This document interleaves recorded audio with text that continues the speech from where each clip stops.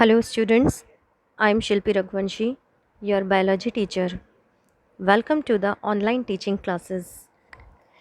हम लोगों ने जब मार्च में पढ़ाई की थी तब हमने रिप्रोडक्शन यूनिट स्टार्ट की थी, यूनिट 1, जिसका एक चैप्टर हमने कंप्लीट किया था। अब हम नेक्स्ट चैप्टर जो रिप्रोडक्शन इन प्लांट था स्टार्ट कर चुके थे, जिसमें आज उसी का एक टॉपिक मैं आपको कंप्लीट कराऊंगी, structure of ovule.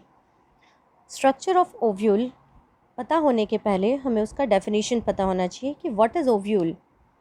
In plants that produce seed, the part of the ovary that contain the female cell that become the seed. मतलब प्लांट का एक ऐसा पार्ट जो फीमेल सेल को कंटेन करता है और आगे जाकर वो क्या बनाता है, एक सीड बनाता है। ठीक है, फीमेल सेल को कंटेन करता है जो आगे जाकर एक सीड फॉर्म करता है। ठीक है, इसको हम बोलते हैं ओव्यूल। अब हम पढ़ेंगे स्ट्रक्चर ऑफ ओव्यूल इस डायग्राम के थ्रू। यहाँ पर आपको पूरा डायग्राम दिख रहा है स्ट्रक्चर ऑफ ओव्यूल का। इसका फर्स्ट पार्ट है फ्यूनिकुलस, जिसको हम फ्यूनिकल भी बोलते हैं। यहाँ देखिए ध्यान से, ये फ्यूनिकल है।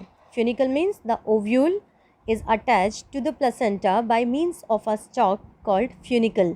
एक स्टॉक है, आपको दिख रही है स्टॉक फ्यूनिकुलस की, ये प्लेसेंटा से अटैच रहती है। इसका मेन फंक्शन ही यह होता है कि ये जो फ्यूनिकल होता है ये प्लेसेंटा से अटैच होता है। The second main portion is hilum. यहाँ पर ध्यान से देखो, आपको एक छोटा सा अटैचमेंट दिख रहा है। The body of the ovule fuse with funicle in the reason called hilum.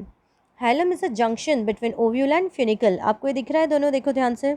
यहाँ पर ये जो हाइलम है ये एक जंक्शन है। जंक्शन मतलब उनको जोड़ने वाली जगह। फ्यूनिकल को जोड़ रहा है, ये किससे जोड़ रहा है, ओव्यूल से। तो इस जंक्शन को हम क्या बोलते हैं, हाइलम। अब ध्यान से देखो, सबको दिख रहा होगा point. Okay, next one is integument. Integument यहाँ ध्यान से देखो, आपको दिख रहा है दो कवरिंग, इसको हम बोलते हैं इंटेग्यूमेंट। इंटेग्यूमेंट का मतलब होता है कवरिंग। ये इसको आउटरली पूरा की पूरा प्रोटेक्ट करने का काम करता है ओव्यूल को। हम यहाँ पर स्ट्रक्चर ऑफ ओव्यूल पढ़ रहे हैं। यहाँ पर इस ओव्यूल को पूरा प्रोटेक्ट करने का जो काम कर रहा है वो इसकी कवरिंग कर रही है, और इसी कवरिंग को हम बोलते हैं इंटेग्यूमेंट। यहाँ देखो, आपको दो लाइंस अलग अलग दिख रही होंगी, दिख रही हैं। इस दोनों लाइन में जो आउटर साइड, इसको हम बोलेंगे आउटर इंटेग्यूमेंट, और इसके अंदर वाले को, इनर वाले को बोलेंगे inner integuments. Outer and inner integuments. Each ovule has one or two protective envelope called integument. Okay, inner and outer integument. Next part, next is micropyle. आपको यहाँ देखो ध्यान से, दिख रहा है ये माइक्रोपाइल वाला रीजन, ये क्या है, माइक्रोपाइल। माइक्रोपाइल क्या होता है, the integument leaves small opening eight one and called micropyle. This and is called micropylar and.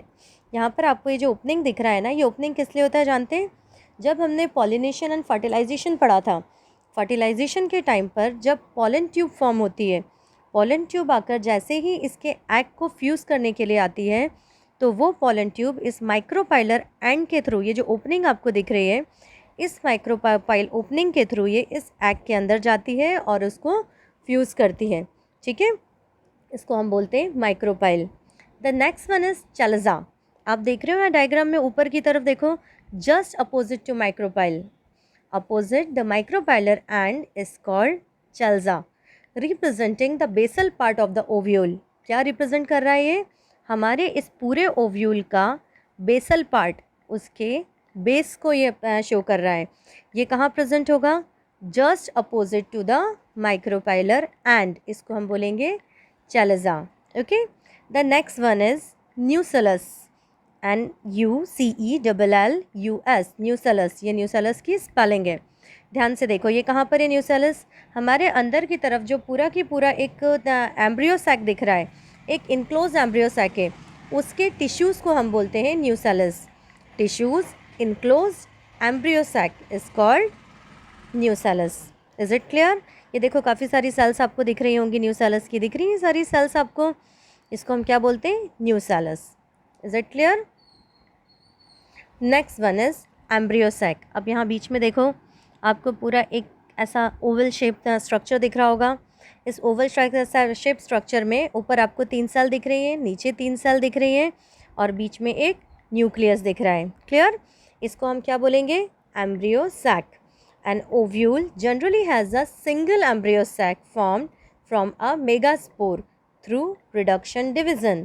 ये हमको किससे मिला है? रिडक्शन डिवीज़न के थ्रू हमको मिला है, जो हम पहले पढ़ चुके हैं कि रिडक्शन डिवीज़न क्या होता है। ठीक है, यहाँ पर क्या है, ये इसमें कितनी टोटल सेल्स दिख रही हैं आपको अंदर?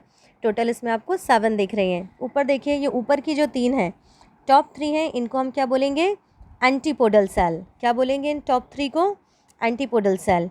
उसके बाद आप देखो, इस सैक के अंदर नीचे बॉटम में आपको 3 सेल्स दिख रही हैं, इनको हम क्या बोलेंगे? सिनरिड्स। और इसके बाद बीच में देखो आपको सेल्स दिख रही हैं, ये क्या है? हमारा सेकेंडरी न्यूक्लियस। क्या है बीच में? Secondary nucleus. ये पूरा हमारा स्ट्रक्चर है किसका? ओव्यूल का स्ट्रक्चर। ठीक है, जो एंटीपोडल सेल्स होती हैं ये नंबर्स में कितनी होंगी? कितनी दिख रही हैं आपको यहाँ पर? 3। इसके बाद आपको एग एपरेटस कितने दिख रहे हैं ऊपर? 3। ये दोनों हुए 3 और बीच में न्यूक्लियस कितना दिख रहा है? सेकेंडरी न्यूक्लियस, ध्यान से देखो 1। तो टोटल कितनी सेल्स हुई हमारी? 7 सेल्स। तो ये था हमारा स्ट्रक्चर ऑफ ओव्यूल। इसका कुछ डिस्क्रिप्शन है जो मैं आपके साथ यहाँ शेयर कर रही हूँ, आप चाहो तो इसको इसमें से नोट कर सकते हो, तो आपके नोट्स भी साथ ही साथ प्रिपेयर हो जाएंगे और आप ये वाला डायग्राम भी बना सकते हैं।